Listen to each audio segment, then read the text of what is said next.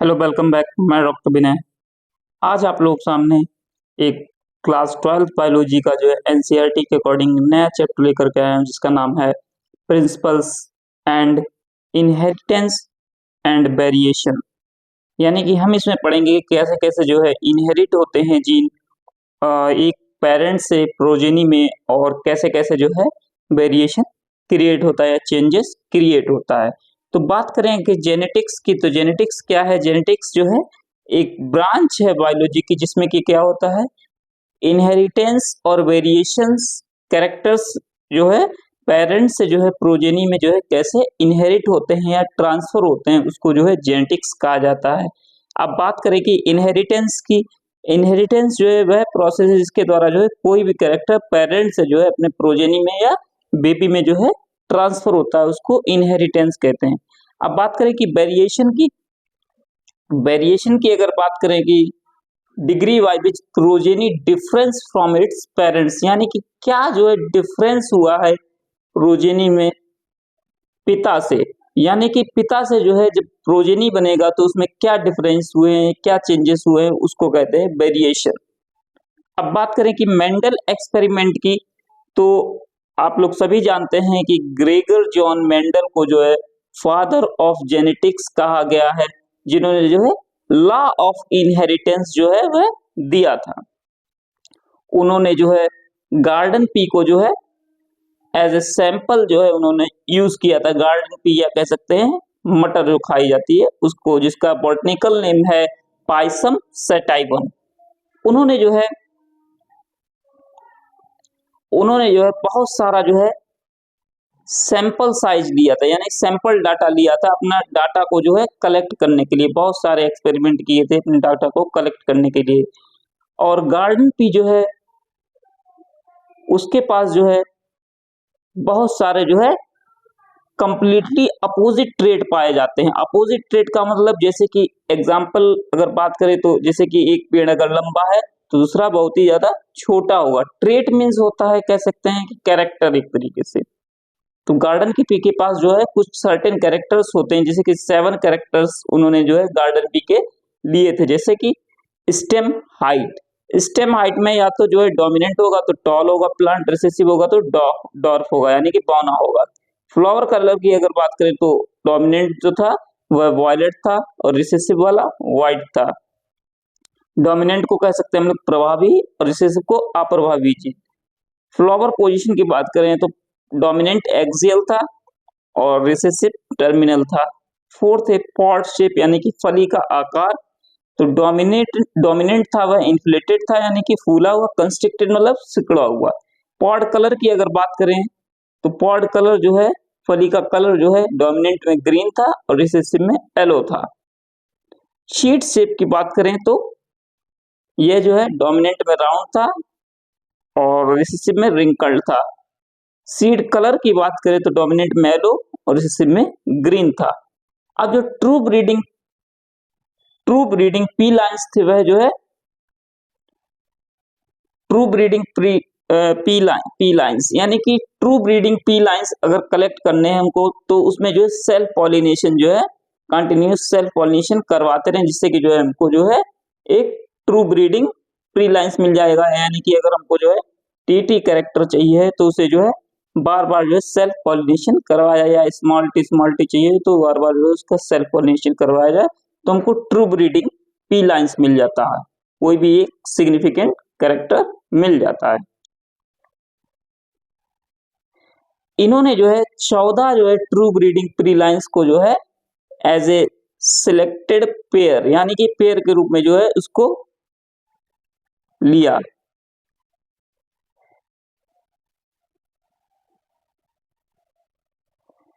अब artificial cross pollination या इसी को जो है हम लोग हाइब्रिडाइजेशन कह सकते हैं, जिसमें जो कि परफॉर्म किया जाता है किस चीज के लिए? फर्स्ट हाइब्रिड जनरेशन को ऑब्टेन करने के लिए।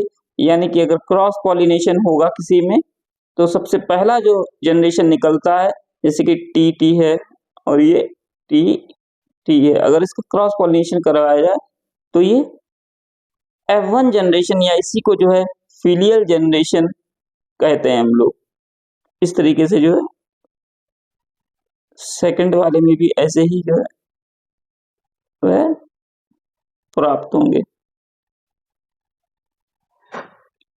अब इनहेरिटेंस ऑफ वन जीन यानी कि एक जो है जीन जो है वह कैसे इनहेरिट होता है, तो हाइब्रिडाइजेशन के बाद जो है आप लोग जानते हैं कि F1 जनरेशन जो है वह ऑप्टेंट हो, जिसको फिलियल जनरेशन भी कहते हैं।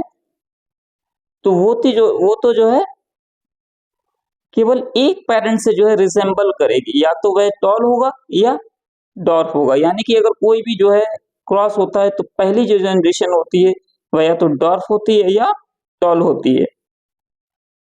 अब आगे क्या है कि आगे क्या है,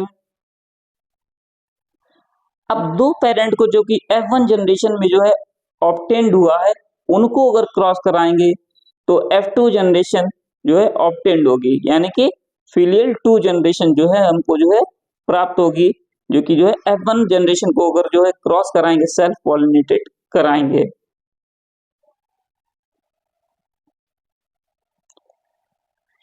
अब F1 जनरेशन में आपने देखा था कि आपको या तो टॉल मिलेगा प्लांट या डॉर्फ मिलेगा, यानी कि बौना मिलेगा या तो लंबा मिलेगा। लेकिन जो F1 जनरेशन को जो है सेल्फ पॉलिनेशन करवाएंगे तो हमको जो है F2 जनरेशन में जो है दोनों ही ट्रेट देखने को मिलेंगी, डॉर्फ और डॉल, जो कि जो है एक्सप्रेस करेंगे F2 जनरेशन में रेशियो 3:1 के रेशियो में।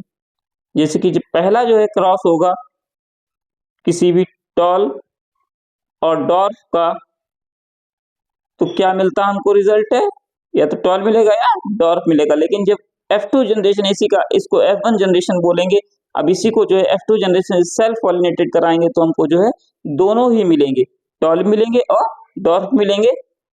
F2 जनरेशन में 3:1 के रेशियो में जो है हमको देखने को मिल जाएंगे। अब मेंडल ने जो है प्रपोज किया था,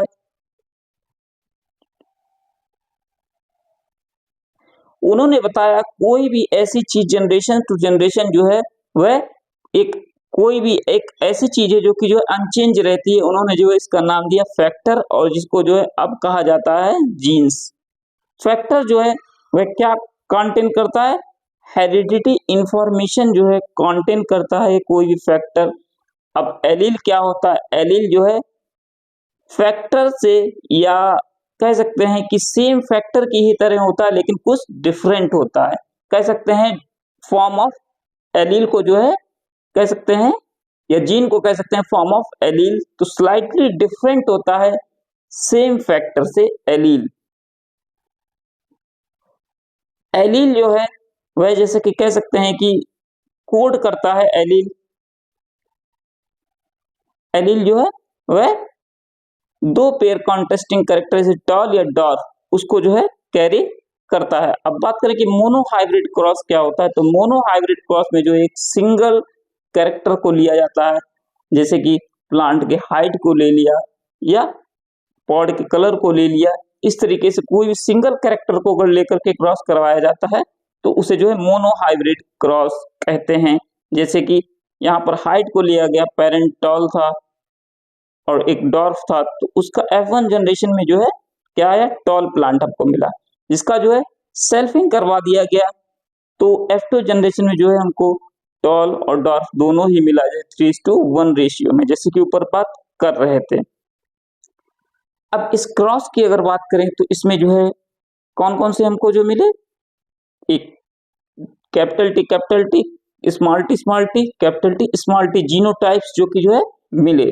जबकि ट्रेड्स क्या था, टाल और डॉर्फ था, फिनोटिपिकली टाल और डॉर्फ था फिनोटिपिकली।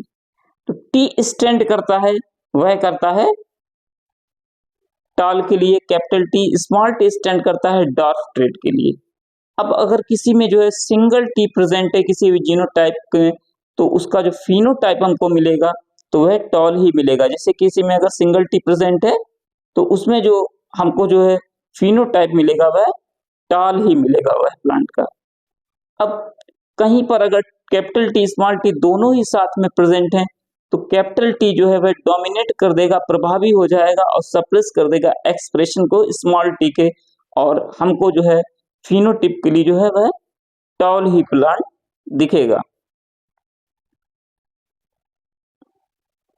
अब कैपिटल टी कहीं पर कैपिटल टी स्मॉल टी है तो उसको होमोजाइगस बोलते हैं, जैसे कि ये है, इसको होमोजाइगस बोलेंगे। और कहीं पर जो है कैपिटल टी स्मॉल टी साथ में है तो उसको हेट्रोजाइगस बोलते हैं।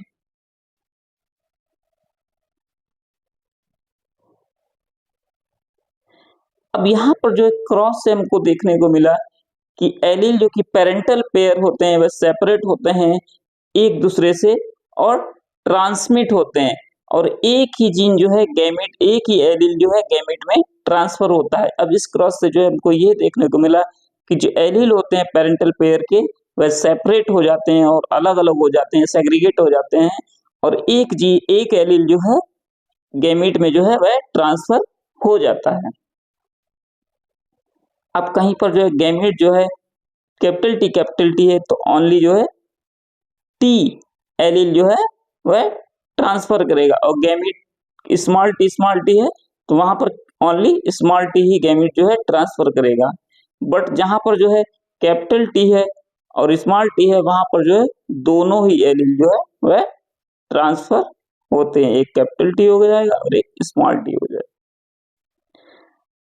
पुनेट स्क्वायर, अब ये पुनेट स्क्वायर की बात करें तो एक ग्राफिकल रिप्रेजेंटेशन है जिसमें कि जो है प्रोबेबिलिटी को जो है कैलकुलेट किया जाता है पॉसिबल जीनोटाइप के ऑफ स्प्रिंग में किसी भी जेनेटिक क्रॉस में, यानी कि ये एक ग्राफिकल रिप्रेजेंटेशन है जिसमें कि जो प्रोबेबिलिटी को कैलकुलेट किया जाता है जो भी पॉसिबल जीनोटाइप है किसी भी ऑफस्प्रिंग के किसी भी जेनेटिक क्रॉस में। अब पॉसिबल गैमेट्स जो होते हैं उनको जो है साइड में जो है दो साइड में, जैसे ये है, एक इस साइड में लिख लिया जाएगा, एक इस साइड में, टॉप रो में, लेफ्ट कॉलम में और राइट कॉलम में, इनके कॉम्बिनेशन को जो है इस तरीके से, जैसे कि दो जीन है ए और बी, यहाँ पर भी ए और बी, इस तरीके से इनका इनका क्रॉस होता है, फिर इनका इनका, फिर इसका इसका, फिर इसका इसका, इस तरीके से जो है लिख दिया जाए। इसका इसका जब होगा तो यहाँ पर आएगा, फिर इसका और इसका होगा तो यहाँ पर आ जाएगा, इसका और इसका होगा तो यहाँ पर आ जाएगा, फिर यहाँ पर, इस तरीके से। जैसे कि ये देखिए डायग्राम में दिया गया कैपिटल टी है, capital T doll small T, तो यहाँ पर जो है गैमेट्स जब बने कैपिटल टी दो गैमेट स्मॉल टी, यहाँ पर देखिए कैपिटल टी यहाँ पर आ गया, स्मॉल टी यहाँ पर आ गया। अब क्या हुआ कि यहाँ पर देखिए कैपिटल टी स्मॉल टी यहाँ का क्रॉस हुआ तो यहाँ पर लिख दिया, अब इसका कैपिटल टी स्मॉल टी हुआ यहाँ पर लिख दिया, ऐसे ही कैपिटल टी स्मॉल टी तो वो यहाँ पर लिख दिया है, कैपिटल टी स्मॉल टी यहाँ पर लिख दिया। इस तरीके से जो F1 जनरेशन जो है हमको वह 3:1 में मिलती है। अब इसका अगर क्रॉस कराएंगे कि कैपिटल टी स्मॉल सेल्फिंग करवाएंगे तो देखिए यहाँ पर ये गैमेट्स हमको मिले F2 जनरेशन, तो इसका क्रॉस कराया तो 3:1 रेशियो हमको प्राप्त हुआ। अब पुनेट स्क्वायर से जो है, क्योंकि यह पुनेट हाइपोथेसिस है, इसको स्क्वायर से जो है जीनोटाइप रेशियो जो कि F2 जनरेशन में जो है वह प्राप्त होता है। अब जो कि ऊपर जो कि क्रॉस दिखाया गया था उसमें पुनेट स्क्वायर में यह जो है जीनोटिपिक रेशियो हमको मिला capital T capital T small T, तो 1:2:1 मिला। यह देखिए एक तो कैपिटल टी है प्योर फॉर्म में, एक स्मॉल टी है प्योर फॉर्म में, दो कैपिटल टी स्मॉल टी है, तो हमको जो है वह जीनोटिपिक रेशियो मिला वह 1:2:1 मिला।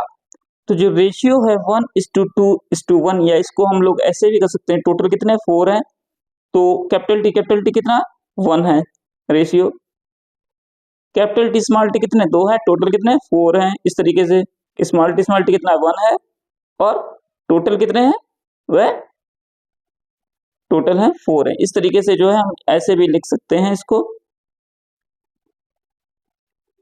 1/4 रेशियो 1/2 रेशियो 1/4, या कैपिटल टी स्मॉल टी ये जो है हमको जो है प्राप्त हुए। अब बात करें कि मेंडल लॉ ऑफ इनहेरिटेंस, तो उन्होंने अपने एक्सपेरिमेंट के बेस पर जो है मेंडल ने 3 लॉ को जो है प्रपोज किया, law of dominance, law of segregation, law of independent assortment. तो लॉ ऑफ डोमिनेंस और लॉ ऑफ सेग्रीगेशन ये कि जो दोनों के दोनों जो है मोनोहाइब्रिड क्रॉस पर डिपेंडेंट करते हैं, जबकि लॉ ऑफ इंडिपेंडेंट असॉर्टमेंट है वह डाई हाइब्रिड क्रॉस पर जो है वह बेस्ड है। अब बात करें कि लॉ ऑफ डोमिनेंस, तो इस लॉ के अकॉर्डिंग जो है कैरेक्टर जो है वह कंट्रोल्ड होते हैं एक यूनिट से या डिस्क्रीट यूनिट, जिसको जो है फैक्टर बोला गया। जब जो है यह पेयर में पाए जाते हैं तो एक मेंबर जो कि जो है डोमिनेट करता है, जबकि अदर मेंबर जो है वह जो कि डिसिमिलर होता है अदर पेयर से, उसको जो है रिसेसिव कहते हैं। जैसे कि ऐसे है इस तरीके से। तो अकॉर्डिंग टू इस लॉ के डोमिनेंस की, तो कैरेक्टर जो है वह फैक्टर के द्वारा जो है वह कंट्रोल्ड होता है।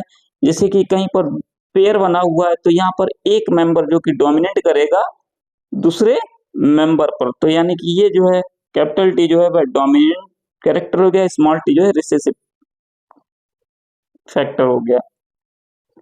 बात करें कि अगर टेस्ट क्रॉस की, तो टेस्ट क्रॉस जो है वह जो क्रॉस होता है F2 प्रोजेनी में अपने ही जो है होमोजाइगस रिसेसिव पेरेंट से। यहाँ पर कह सकते हैं कि अगर कहीं भी जो है क्रॉस हो F2 प्रोजेनी का जो है अपने ही जो है होमोजाइगस रिसेसिव पेरेंट से, यानी कि अगर जो है कैपिटल टी स्मॉल टी है तो उसका क्रॉस अगर होमोजाइगस रिसेसिव पेरेंट से कराते हैं तो उसको जो है टेस्ट क्रॉस बोलते हैं। यहाँ पर जो है जाइगोसिटी को जो है इस क्रॉस के द्वारा जो है ये क्रॉस जो है डिटरमाइन करता है जाइगोसिटी के जो डोमिनेंट कैरेक्टर है वह जो है होमोजाइगस डोमिनेंट जीनोटाइप से आ रहा है या हेट्रोजाइगस जीनोटाइप से आ रहा है। यानी कि कह सकते हैं कि वह जो है या तो कैपिटल टी से आ रहा है और कैपिटल टी स्मॉल टी से आ रही है। इस चीज को जाइगोसिटी को चेक करने के लिए जो है टेस्ट क्रॉस किया जाता है। अब जब जो है कैपिटल टी को जो है क्रॉस करवाएंगे स्मॉल टी से, तो हमको जो है सारे ही इंडिविजुअल जो है वह क्या प्राप्त होंगे, कैपिटल टी स्मॉल टी। यदि हम लोग कैपिटल टी, देखिए अगर हम लोग जो कैपिटल टी स्मॉल टी का जो है टेस्ट क्रॉस करवाएंगे तो जो है हमको दोनों ही जीन जो है वह प्राप्त होंगे, कैपिटल टी और स्मॉल टी जो है प्रोजेनी हमको प्राप्त होगी। अब इस प्रकार से जो है कैपिटल टी जो है वह जो है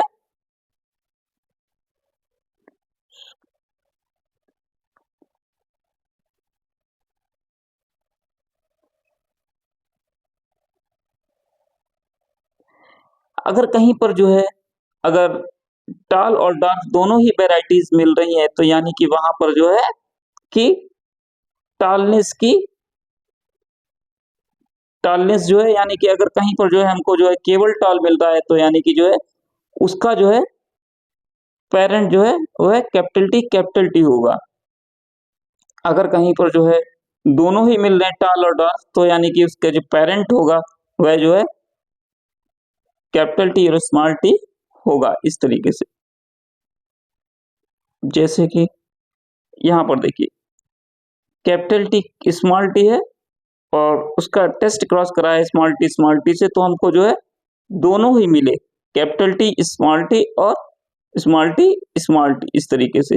अब अगर किसी का क्रॉस अगर कैपिटल टी से कराएंगे और स्मॉल टी तो चारों में ही जो है कैपिटल टी हमको प्राप्त होगा। अब बात करें कि लॉ ऑफ सेग्रीगेशन की, तो लॉ ऑफ सेग्रीगेशन जो है यहाँ पर बताता है यह लॉ हमको बताता है दो एलील किसी भी पेयर में जो है वह सेग्रीट अलग होते हैं या सेपरेट होते हैं गैमीट फॉर्मेशन के टाइम पर, और उस टाइम गैमीट जो है ओनली वन जो है फैक्टर को जो है रिसीव करता है। अब होमोजाइगस पेरेंट्स में जो है वह प्रत्येक गैमीट जो है वह सिमिलर होगा, जबकि हेट्रोजाइगस पेरेंट्स में जो है दो गैमीट प्रोड्यूस होते हैं इक्वल प्रोपोर्शन में। अब बात करें कि इनकम्प्लीट डोमिनेंस क्या है या इनकम्प्लीट जो है डोमिनेंस क्या है। इनकम्प्लीट डोमिनेंस में जो है F1 जनरेशन जो है अपना जो है वह फिनोटाइप जो है किसी भी दो पेरेंट्स से जो है वह मैच नहीं करती है। जैसे कि अगर कोई पेरेंट में रेड है और वाइट है तो F1 जनरेशन जो है वह पिंक आती है अगर, तो ना तो वो अपने इस वाले पेरेंट से मैच कर रहा है उसका कलर, ना इस वाले पेरेंट से बल्कि दोनों का मिक्सचर जो है वो हमको देखने को मिलता है। तो इस प्रकार के क्रॉस को जो हम लोग इनकम्प्लीट डोमिनेंस नाम देते हैं।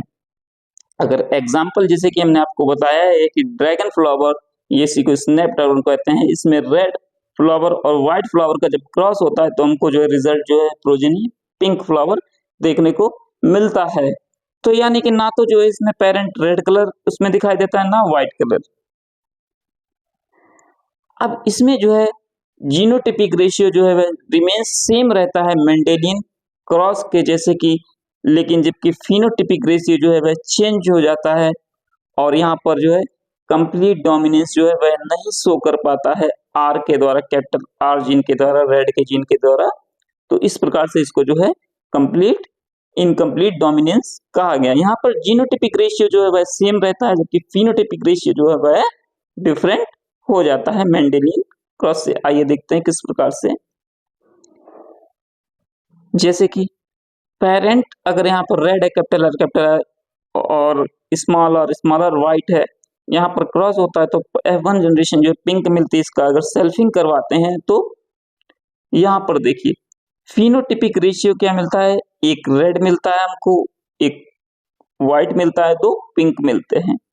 जबकि जीनोटिपिक रेशियो जो है 1:2:1, जीनोटिपिक रेशियो मेंडेलियन से जो है वह मैच करता है, जबकि फिनोटिपिक रेशियो जो है वह मैच नहीं करता है, वहां पर 3:1 मिलता है। अब बात करें कि डोमिनेंस क्या है, तो डोमिनेंस जो है किसी भी डिप्लॉयड ऑर्गेनिज्म में जो है 2 कॉपी किसी भी जीन की प्रोड्यूस होती हैं, जो कि जो है आइडेंटिकल अगर नहीं है तो उनमें जो है कुछ अल्ट्रेशन या माइनर अल्ट्रेशन पाया जाता है। जैसे कि कोई भी जो है नॉर्मल जीन, जैसे कि एक पी प्रोडक्ट बनाया और उसी का एक अल्टर्ड वर्जन स्मॉल पी या पी डैश बनाया, तो यहाँ पर जो है जो अल्टर्ड वर्जन है या स्मॉल पी है, एक तो कैपिटल पी था, एक स्मॉल पी, या हम लोग कैपिटल पी डैश बना लेते हैं। तो अल्टर्ड जो जीन है या अल्टर्ड वर्जन है वह जो है अपना जो है फंक्शन जो है नहीं परफॉर्म करे नॉर्मल जीन की तरह, और वह जो है अफेक्टेड रहेगा फिनोटिपिक में, तो उसको जो है हम लोग जो है डोमिनेंस कहेंगे, जो कि जो है कैपिटल पी बना था किसके लिए, पी डैश के लिए या स्मॉल पी के लिए। तो जो ओरिजिनल जीन होगा उसको बोलेंगे डोमिनेंट कैपिटल पी को, और जो मॉडिफाइड जीन होगा उसको बोलेंगे रिसेसिव। अब यहाँ पर लॉ ऑफ सेग्रीगेशन या कोडोमिनेंस हम लोग समझेंगे। कोडोमिनेंस में जो F1 प्रोजेनी होगी वह अपने बूथ पेरेंट्स से जो है रिजेंबल करेगी या मैच करेगी, जैसे कि ABO blood group in human being. अब कोडोमिनेंस का एक उदाहरण है ABO blood group in human being. F1 जो प्रोजेनी हमको मिलेगी वह जो है अपने पेरेंट्स से जो है रिजेंबल करेगी, दोनों ही पेरेंट्स से। अब ABO ब्लड ग्रुप जो है वह एक आई जीन के द्वारा जो है कंट्रोल होता है। आई जीन के पास 3 एलील्स होते हैं, IA, IB और IO। तो ये 3 जीन्स के द्वारा जो है 3 एलील्स के द्वारा जो है वह कंट्रोल होते हैं। जैसे कि IA, IB जो है वह डोमिनेट करता है I के ऊपर, और जबकि IA एंड IB जो है वह कोडोमिनेंट है, यानी कि जहां पर जो है ये दोनों के वो दोनों जो है एक्सप्रेस करेंगे। जबकि IA एंड IB जो है कंटेन करता है A एंड B टाइप की शुगर, जबकि I जो है केवल जो है स्मॉल I जो है कोई भी शुगर को जो है कंटेन नहीं करता। जैसे कि अगर किसी पेरेंट में जो है IA एलील है, किसी दूसरे पेरेंट में IA है, तो जीनोटाइप जो है ऑफस्प्रिंग का IA होगा और ब्लड जो होगा उसका ब्लड ग्रुप A होगा। एलील अगर IA IB है तो जीनोटाइप IA IB होगा, ब्लड ग्रुप AB हो जाएगा। जीनोटाइप IA दूसरे का IA केवल, तो ब्लड ग्रुप जो है यहाँ पर A हो जाएगा, क्योंकि A जो है A और B जो है वह डोमिनेट करते हैं I पर। ब्लड ग्रुप IA IB है, किसी में IB है पेरेंट, दूसरे एलील क्या है IA है, तो जीनोटाइप IB हो जाएगा और ब्लड ग्रुप AB हो जाएगा। इसी प्रकार से जो है अगर किसी में एलील जो है IB है, दूसरे में भी IB है पेरेंट में, तो IB हो जाएगा और ब्लड ग्रुप जो है बी हो जाएगा, जीनोटाइप जो है बस ऑप्शन का। ऐसे ही जो है आईवी है, आई है, तो आईवी जो है और आई जो है वह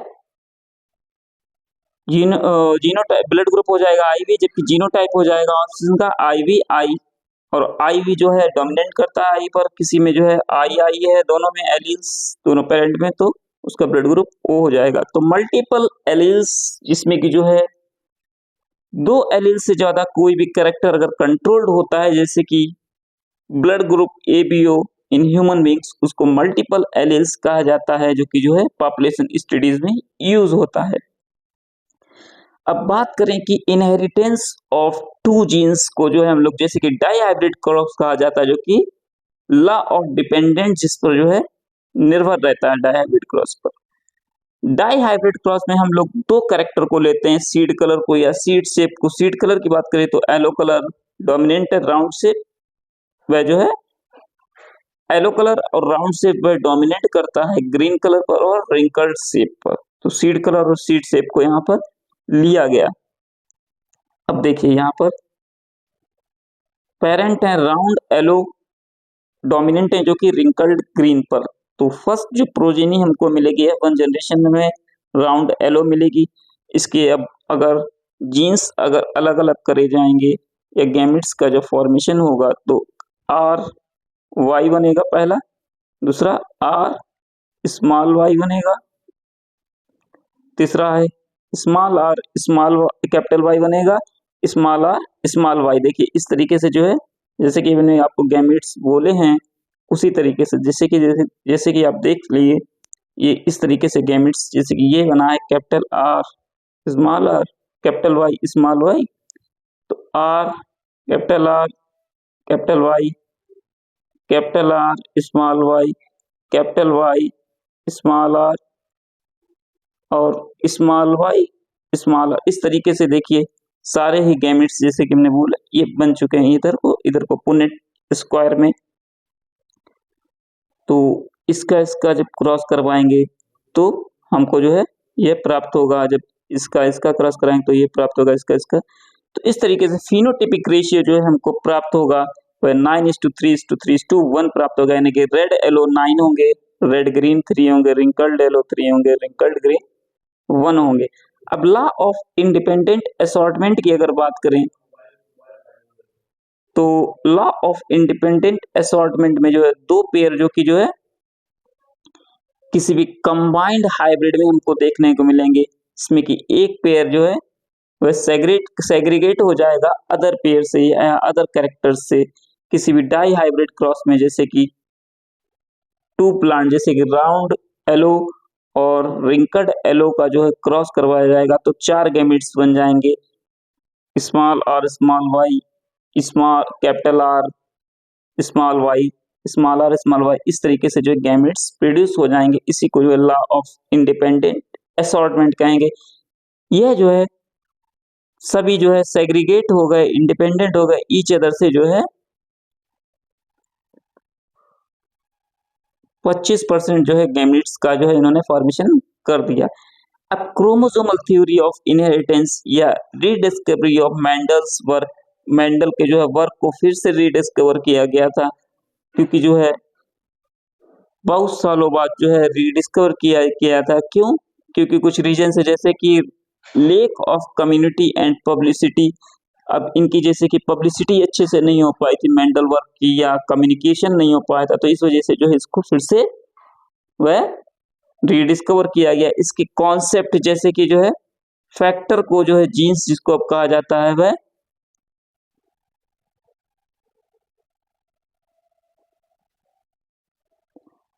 अब जो मेंडल ने जो है एक्सप्लेन किया था बायोलॉजिकल फिनोमेना मैथ के बेस पर, उसको जो एक्सेप्ट नहीं किया गया था। 1990 में जो है 3 साइंटिस्ट थे, ह्यूगो डी बेराइस, कोरेंस एंड शेरमार्क ने जो है इंडिपेंडेंटली रीडिस्कवर किया मेंडल के वर्क को। और क्रोमोसोमल थ्योरी ऑफ इनहेरिटेंस क्या है, हम लोग जानते हैं कि 1900 में जो है माइक्रोस्कोप के एडवांसमेंट की बेसिस पर क्रोमोसोम की डिस्कवरी हुई थी। सटन और बोबरी ने जो है क्या किया था, डिस्कवर किया था क्रोमोसोम के बिहेवियर को, जो कि जो है किसके पैरेलल था? जीन के बिहेवियर को। तो क्रोमोसोम और जीन जो है, जो है एक ही पेयर में पाए जाते हैं। 2 एलील जो है किसी भी जीन में जो है अगर पाए जाते हैं तो उसको जो है होमोलोगस साइट या होमोलोगस क्रोमोसोम कहते हैं। अगर 2 एलील किसी भी जीन के एक पेयर के फॉर्म में जो है किसी भी होमोलोगस साइट पर जो है वह पाए जाएं तो उसको जो है होमोलोगस क्रोमोसोम कहते हैं।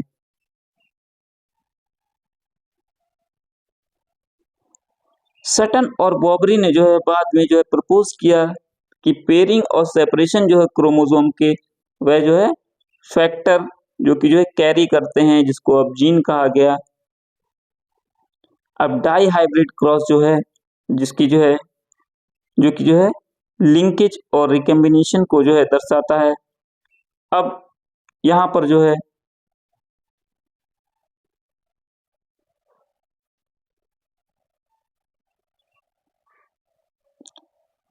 डाई हाइब्रिड क्रॉस या लिंकेज जिसको जो है सबसे पहले जो है थॉमस हंट मॉर्गन के द्वारा जो है डिस्कवर किया गया था। लिंकेज के बारे में इन्होंने जो है वेरिएशन जो कि सेक्सुअल रिप्रोडक्शन के द्वारा जो है प्रोड्यूस होते हैं, इन्होंने बताया था, डिस्कवर किया था कि सेक्सुअल रिप्रोडक्शन के द्वारा जो है वेरिएशन क्रिएट होते हैं।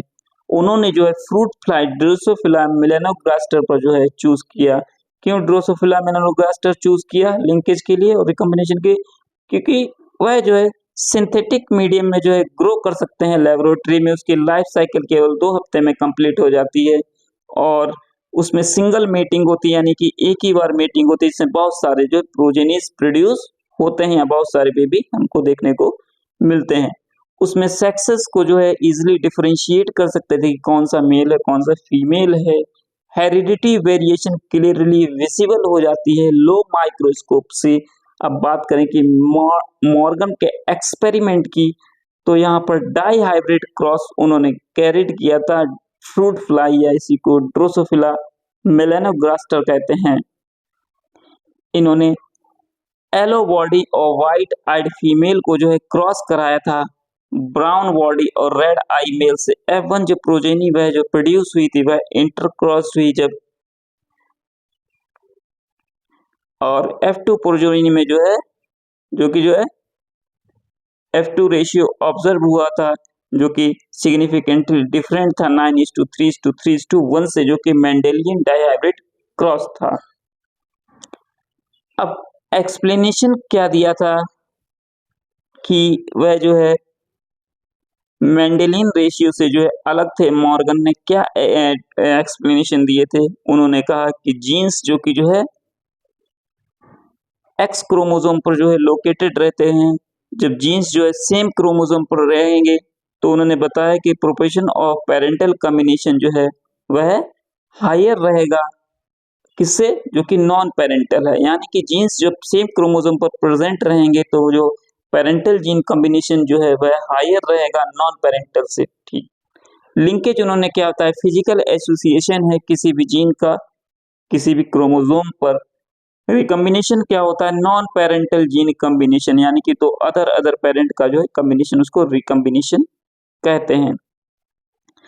अब recombination, low recombination, high recombination. Low recombination जो है when gene chromosome are tightly link, जब जीन जो होते हैं किसी भी क्रोमोसोम के जो है वह टाइटली लिंक होते हैं। जैसे कि मान लीजिए किसी भी जो है क्रोमोसोम पर जो है ए बी जीन जो है वह टाइटली लिंक है, तो वहां पर रिकम्बिनेशन की जो है पॉसिबिलिटी बहुत ही कम रहती है। जैसे कि एग्जाम्पल के तौर पर व्हाइट एंड येलो जो है वह टाइटली लिंक है, तो यहाँ पर जो है रिकम्बिनेशन देखिए 1.3% ही जो है ये देखिए चार्ट में जो है शो कर रहा है इसमें।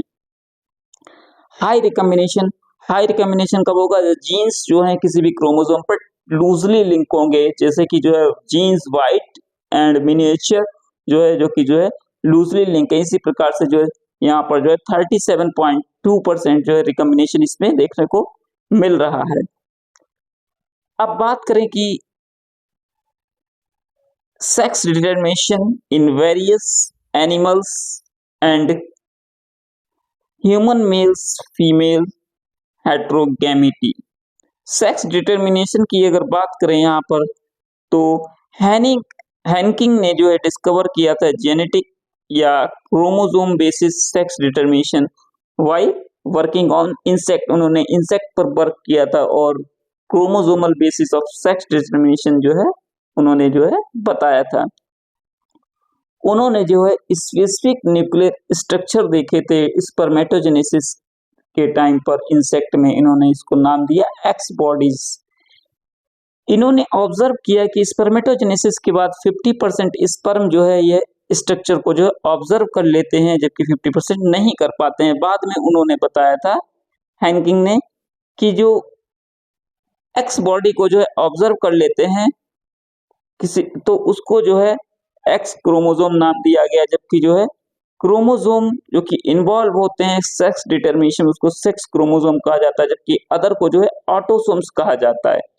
जैसे कि XO type of sex determination, XO type of sex determination जो कि जो है जो भी अदर देन होंगे ऑटोसोम्स से, जैसे कि किसी में एटलीस्ट एक एक्स क्रोमोसोम प्रेजेंट होता है हर इंसेक्ट में,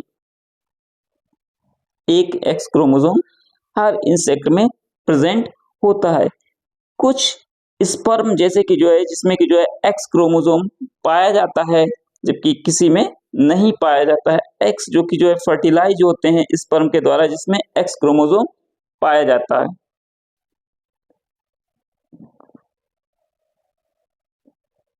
एग जो कि फर्टिलाइज होता है स्पर्म के द्वारा, इसमें एक्स क्रोमोसोम होता है, वह फीमेल्स में जो है कन्वर्ट हो जाएगा। तो फीमेल्स जो कि होगा उसके पास जो है 2 एक्स क्रोमोसोम पाए जाएंगे, जबकि एग फर्टिलाइज्ड होगा जिसके पास एक्स क्रोमोसोम नहीं होंगे तो मेल होगा, उसके पास जो है एक ही एक्स क्रोमोसोम पाया जाएगा। तो ऑर्गेनिज्म में जैसे कि जो X O type of sex determination, जैसे कि एक्स वाई है किसी में, तो मेल जो कि एक्स क्रोमोसोम होगा और उसके काउंटर पार्ट जो है वाई क्रोमोसोम होगा, वह डिस्टिंक्टली जो है स्मॉलर रहेगा, और इस प्रकार से मेल में जो है एक्स वाई क्रोमोसोम पाया जाएगा। फीमेल में क्या होगा, पेयर होगा एक्स क्रोमोसोम का, जैसे कि एक्स एक्स। ऑर्गेनिज्म जो कि जो है एक्स वाई टाइप जो है वह ह्यूमंस में और ड्रोसोफिला में जो है देखने को मिलता है। Male heterogamety, XO and X type of sex determination जो कि जो है एग्जाम्पल है मेल हेट्रोगेमेटी के। एक्सओ जैसे कि क्या है कि सम गैमेट्स जिसमें कि जो है x chromosome, while other gametes जिसमें कि जो है बगैर एक्स क्रोमोसोम होता है। जैसे एक्स वाई टाइप जो है सम गैमेट्स के पास एक्स क्रोमोसोम होगा, जबकि अदर गैमेट्स के पास वाई क्रोमोसोम होगा। फीमेल हेट्रोगेमेटी क्या होगा, जेड जैसे कि type of sex determination is the example of female heterogamety. XO and X type जो है वो मेल हेट्रोगेमेटी का एग्जांपल है। तो जेड जैसे कि जो है फीमेल जिसमें कि जो है एक के पास जेड होगा, अदर क्रोमोसोम डब्ल्यू होगा, तो वह पेयर करेगा जेड क्रोमोसोम के साथ। अब बात करें कि mutation pedigree analysis genetic disorder क्या है, तो म्यूटेशन जो है वह alteration of DNA sequence resulting in the genotype and phenotype. अब किसी भी डीएनए सीक्वेंस में जो है वह चेंजेस होगा, अल्टरेशन होगा, तो वह चेंजेस होगा जीनोटाइप और phenotype of organism. DNA helix जो है वह क्रोमेटिड में रन करता है डीएनए हेलिक्स, और कोई भी चेंज अगर डीएनए सीक्वेंस में होगा तो वह क्रोमोसोम में भी जो है चेंजेस होगा, इंसर्शन हो या डिलीशन हो। पॉइंट म्यूटेशन क्या कहते हैं, पॉइंट म्यूटेशन जो है म्यूटेशन किसी भी जो है सिंगल बेस पेयर में जो है एराइज हो जाए या किसी सिंगल बेस पेयर में हो जाता है तो उसको पॉइंट म्यूटेशन कहते हैं, जैसे कि sickle cell anaemia. Frame shift mutation क्या कहते हैं, फ्रेम शिफ्ट म्यूटेशन जो है वह डिलीशन या इंसर्शन से जो है किसी भी डीएनए सीक्वेंस में एराइज होता है। म्यूटेशन जो है केमिकल फिजिकल एजेंट के द्वारा जो है लीड होता है, जैसे कि ultraviolet radiation. P degree analysis क्या होता है, पी डिग्री एनालिसिस हम आपको बता ही चुके हैं बीएससी के चैप्टर में, यहाँ पर भी बता देते हैं। किसी भी इनहेरिटेंस या ट्रेड की इनहेरिटेंस को जो एनालाइज करने के लिए जो है वह चेक किया जाता है पी डिग्री एनालिसिस के द्वारा जो है। सेवरल जनरेशन, किसी फैमिली की अगर सेवरल बहुत सारी जो है जनरेशंस को निकालना है तो वह पी डिग्री एनालिसिस के द्वारा जो है हम लोग कर सकते हैं। एक पार्टिकुलर ट्रेड का जो है स्टडी किया गया एक ट्री के फॉर्म में, अब पी डिग्री एनालिसिस से जो है स्पेसिफिक ट्रेट या किसी भी डिजीज का हम लोग जो है पता लगा सकते हैं। डिजीज जो है वह जो है कैरियर इंफॉर्मेशन है, एक डीएनए जो है वह क्या है, एक जेनेटिक इंफॉर्मेशन का एक कैरियर है जो कि जो है एक जनरेशन से अदर जनरेशन में पास होता रहता है बगैर किसी चेंजेस के। म्यूटेशन जो है वह कैसे होता है, क्या करता है, जेनेटिक मटेरियल या जेनेटिक डिजीज को जो है वह चेंज कर देता है। जैसे कि स्टैंडर्ड सिंबल बनाए गए हैं, यह मेल के लिए है पी डिग्री एनालिसिस में, फीमेल के लिए सर्कल है, सेक्स स्पेसिफाइड है, अफेक्टेड इंडिविजुअल मीटिंग है, मीटिंग बिटवीन रिलेटिव है। इस तरीके से ये जो है कुछ स्ट्रक्चर्स दिए गए हैं, जैसे 5 अनअफेक्टेड ऑफ जेनिस का है, ऑफ स्प्रिंग का है। Parent with male child affected with disease है, parent above the and children below. इस तरीके से जो है पी डिग्री जो है। अब यहाँ पर देखिए चार्ट ए जो रिप्रेजेंट करता है ऑटोसोमल डोमिनेंट का जो है वह जेनेटिक डिसऑर्डर की बात करें तो यहाँ पर जो है मेंडेलियन डिसऑर्डर, क्रोमोसोम डिसऑर्डर को जो है इंक्लूड किया जाता है। मेंडेलियन डिसऑर्डर क्या है, तो यह जो है म्यूटेशन के द्वारा जो है कैरेक्टराइज्ड है, म्यूटेशन के द्वारा, और उसका जो है मेंडेलियन डिसऑर्डर जो है ऑटोसोमल डोमिनेंट भी हो सकता है, ऑटोसोमल रिसेसिव या सेक्स लिंक्ड हो सकता है, जैसे हीमोफीलिया होगा, ऑटोसोमल डोमिनेंट मस्कुलर डिस्ट्रोफी होगा, autosomal recessive sex sickle cell anaemia हो गया। हीमोफीलिया क्या होता है, ये सेक्स लिंक डिजीज है हीमोफीलिया, सेक्स लिंक डिजीज है हीमोफीलिया। जबकि जो है ट्रांसमिशन क्या होता है, किसी भी अनअफेक्टेड मेल से जो है जो कैरियर के फॉर्म में होगा किसी भी मेल प्रोजेनी में जा सकता है। फीमेल जो है यहाँ पर जो है कैरियर डिजीज की तरह वर्क कर सकती हैं, लेकिन जो है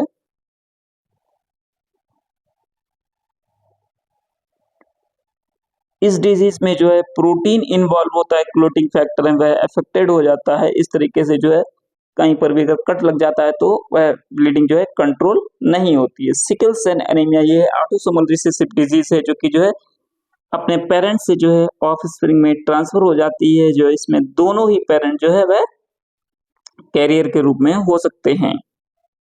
ये नॉर्मल सिकल सेल एनीमिया दिखाता है, कैरियर दिखाता है, ये डिजीज्ड है।